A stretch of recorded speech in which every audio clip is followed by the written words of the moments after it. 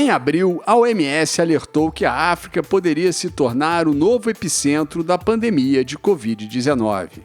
No entanto, após 8 meses do início da pandemia, a taxa de contaminação e mortes por Covid-19 no continente africano é menor do que em outros continentes, como a América do Sul. O continente teve o primeiro caso em 14 de fevereiro, no Egito. Logo em seguida, houve uma resposta rápida e coordenada, organizada pela União Africana, que implicava em fechamento de fronteiras, fechamento de escolas, comércio, proibição de reuniões e eventos públicos e uso obrigatório de máscaras. Houve em seguida, ali por final de abril, maio, o segundo momento. O mundo inteiro estava atento, porque o continente seria a última fronteira da Covid, para onde a Covid estaria indo. E, no entanto, os países continuaram registrando números relativamente baixos de casos e de mortes. Existem até algumas explicações para isso, né? Uma delas é o fato de o continente ser pouco integrado com a malha aeroviária global. É claro que existe sempre subnotificação, assim como no Brasil e em outros países. Além das ações de combate à doença realizadas pela União Africana, uma organização que promove a integração entre os países africanos, as experiências com outras epidemias também ajudaram a minimizar os impactos da Covid-19 no continente. Por conta dessas experiências anteriores, já havia um corpo profissional bastante consolidado em alguns países que acabou por propiciar inovações tecnológicas. Então, por exemplo, houve a implementação de testagem conjunta de tuberculose e Covid-19 e malária e Covid-19. A falta de saneamento básico e a insegurança alimentar são alguns fatores que tornam muitos países africanos mais vulneráveis à Covid-19.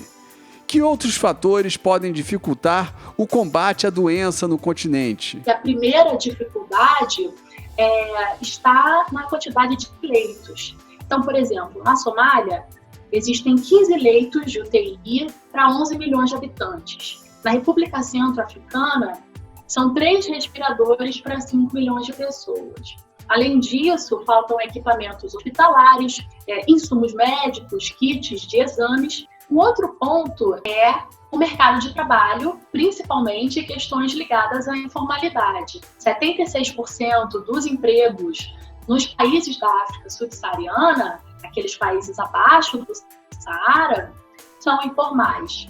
Esse quadro dificulta muito a adesão da população a medidas de restrição, pois as pessoas precisam sair na rua para garantir a sua renda. Um outro elemento são os casos de instabilidade política, conflito e refugiados. O Fundo Monetário Internacional prevê um forte impacto econômico no continente africano por conta da pandemia de Covid-19.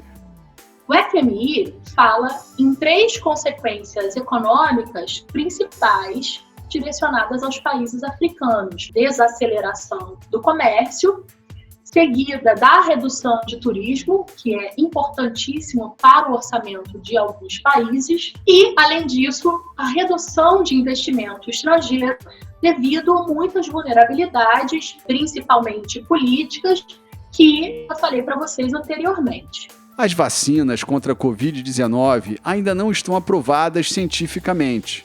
Mesmo assim, segundo a revista Nature, os países ricos já compraram antecipadamente mais de 2 bilhões de doses. Nesta corrida pelas vacinas, os países africanos estão em desvantagem? Menos de 1% das vacinas consumidas no continente africano são fabricadas por lá.